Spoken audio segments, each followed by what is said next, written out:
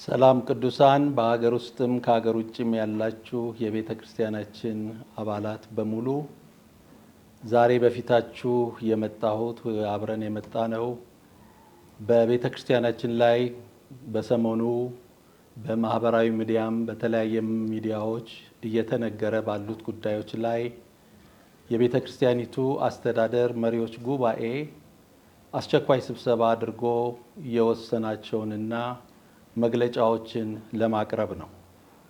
ስለዚህ መግለጫውን በጽሁፍ አቀርባለሁ።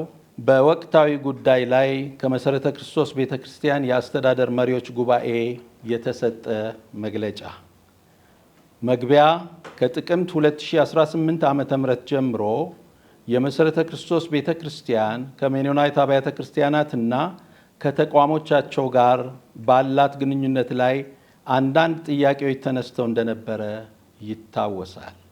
ከነዚህም መካከል አንዱ ግብረ ሰዶማዊነትን ከተቀበሉትና ንክኪ ካላቸው አብያተ ክርስቲያናት ጋር መሰረተ ክርስቶስ ቤተክርስቲያን ምን አይነት ግንኙነት ሊኖራት እንደሚገባ የሚመለከት ነበረ።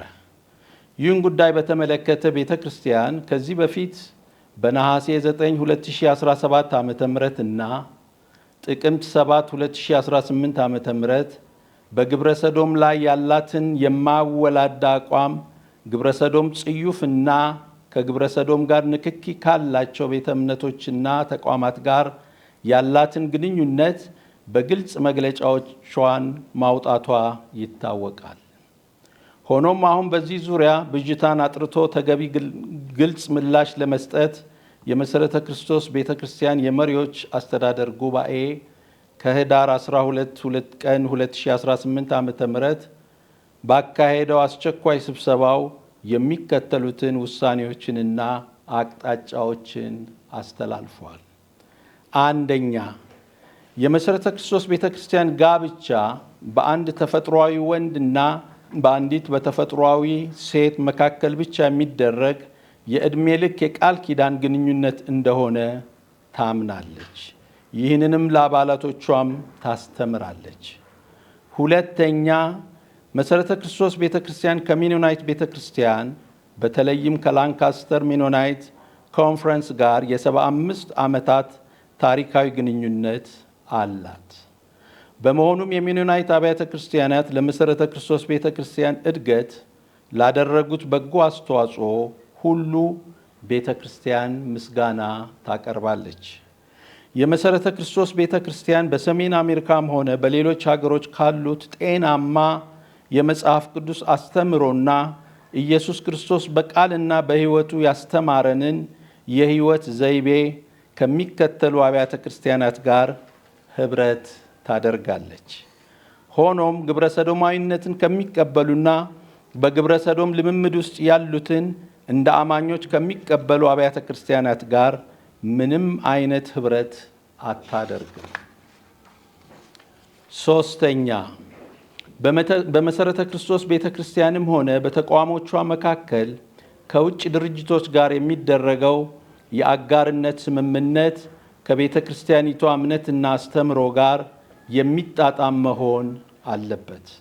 በመሆኑም ማንኛውም የአጋርነት ስምምነት የሚጸድቀው የእያንዳንዱ ተቋም የበላይ ቦርድ ኮሚቴ ወይም የመሪዎች አስተዳደር ጉባኤ ወይም ስራ አስፈጻሚ አይቶና መርምሮ ካጸደቀ በኋላ ነው። አራተኛ፣ የአናባፕቲስት ሜኖናይት የመጽሐፍ ቅዱስ ሴሚናሪ እንደ አውሮፓውያን አቆጣጠር ከ1976 ዓ.ም ጀምሮ ከ13 በላይ ለሆኑ የቤተ ክርስቲያናችን ቁልፍ መሪዎችና አገልጋዮች ነፃ የትምህርት ዕድል በመስጠት ትልቅ አስተዋጽኦ የነበረው ሴሚናሪ ነው። ሆኖም ከቅርብ ጊዜ ወዲህ በአካታችነት ሰበብ ለተመሳሳይ ጾታ ግንኙነት እንደ ማንኛውም መብት በመቀበሉ ምክንያት የነበረው የሁለተኛ ዲግሪ ፕሮግራም ሙሉ በሙሉ የተቋረጠ መሆኑን የመሪዎች ጉባኤ አረጋግጧል። አምስተኛ፣ የመሰረተ ክርስቶስ ቤተክርስቲያን ፕሬዝዳንትና የመሰረተ ክርስቶስ ሴሚናሪ ፕሪንሲፓል በአሜሪካን ሀገር ለሴሚናሪው ሁለገብ የህንፃ ግንባታ የገንዘብ ማሰባሰብ እንቅስቃሴ ወቅት በቨርጂኒያ ግዛት በሃርስበርገር ከተማ በምትገኘው የኮሚኒቲ ሜኖናይት አጥቢያ ቤተክርስቲያን ውስጥ ባለው አዳራሽ በመሰረተ ክርስቶስ ቤተክርስቲያን ሊንክ ቦርድ አማካኝነት በተዘጋጀው የገንዘብ ማሰባሰብ ግብዣ ላይ ተገኝተው ጥሪ ለተደረገላቸው ሰዎች ለሴሚናሪው አገልግሎት የወደፊት አቅጣጫ መግለጫ ሰጥተው ነበር።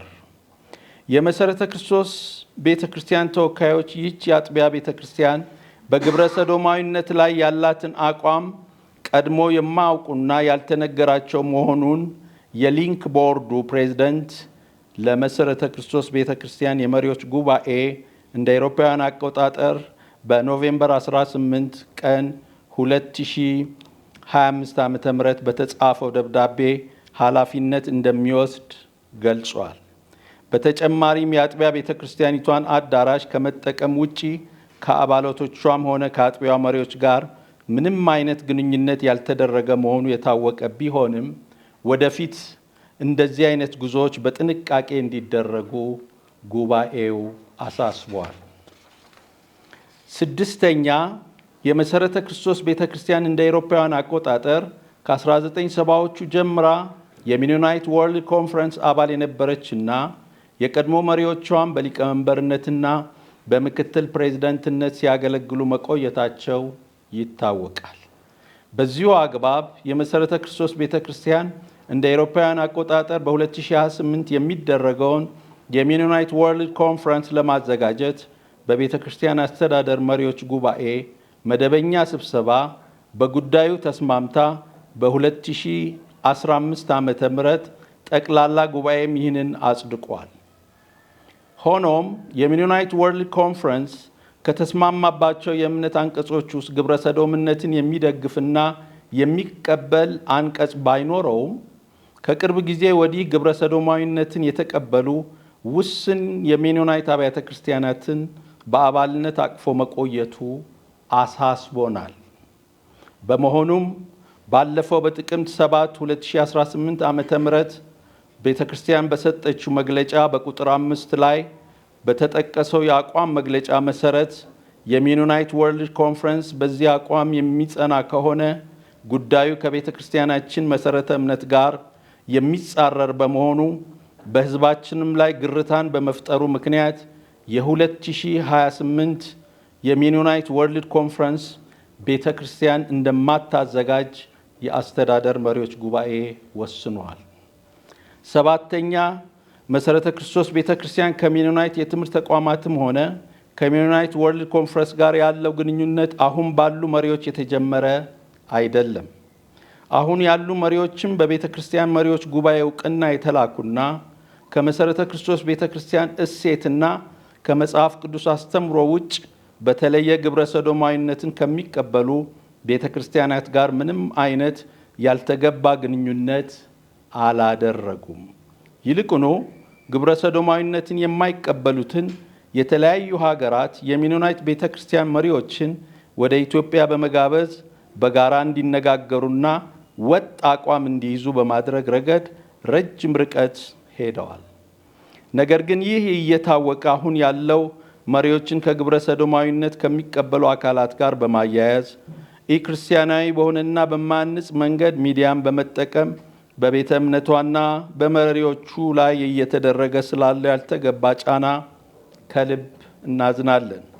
ይልቁኑ በዚህ አስቸጋሪና ከፋፋይ ሁኔታ ውስጥ ጸንተው በመቆም የቤተ ክርስቲያኒቱን አንድነትና ሕልውና ለመጠበቅ ለከፈሉት ዋጋ የአስተዳደር መሪዎች ጉባኤ እውቅና ይሰጣል። ስምንተኛ በመጨረሻም የመሰረተ ክርስቶስ ቤተክርስቲያን በቡድን አመራር ተቀራርቦ በመነጋገርና በመስማማት አገልግሎቷን የምታካሄድ ሰላማዊ ቤተክርስቲያን ነች። ቤተክርስቲያን የምትኖረው በየጊዜው በፍጥነት በሚለዋወጥ ዓለም ውስጥ እንደመሆኑ በየጊዜው የሚያጋጥሙ ተግዳሮቶችን በመመካከርና በጸሎት የእግዚአብሔርን ምሪት በመፈለግ ቃሉን ማዕከል ያደረገና እግዚአብሔርን የሚያስከብር ምእመናንንም በሚያንጽ መንገድ አስተማሪ እርምጃዎችን ትወስዳለች። በመሆኑም የቤተ ክርስቲያናችን አባላት፣ አገልጋዮችና መሪዎች በየጊዜው በሚነሱ ወቅታዊና መሰረታዊ ጉዳዮች ላይ ሐሳባቸውን የቤተ ክርስቲያኗ መተዳደሪያ ደንብ በሚፈቅደው ስርዓትና ክርስቲያናዊ በሆነ ስነ ምግባር እንዲገልጹ እናበረታታለን። በሌላ በኩል በማህበራዊ ሚዲያ አማካኝነት ሐሳቦች ሲሰጡ እውነትን በፍቅር በመግለጽ ላላመኑ ሰዎች ምሳሌ በሚሆኑበትና እግዚአብሔርን በሚያስከብር ሁኔታ እንዲሆን ቤተ ክርስቲያን አጥብቃ ትመክራለች። በመጨረሻም በጸሎት ሐሳብን በማጋራት አብራችሁን የነበራችሁ ይህ ጉዳይ ይመለከተናል ብላችሁ አብራችሁ ሐሳብ የሰጣችሁ የቤተ ክርስቲያናችን አባላትና የሌሎችም ቤተ እምነት መሪዎች ቤተ ክርስቲያን እግዚአብሔር ይባርካችሁ ትላለች። እግዚአብሔር አገራችንን ኢትዮጵያን ይባርክ። እግዚአብሔር ይባርካችሁ።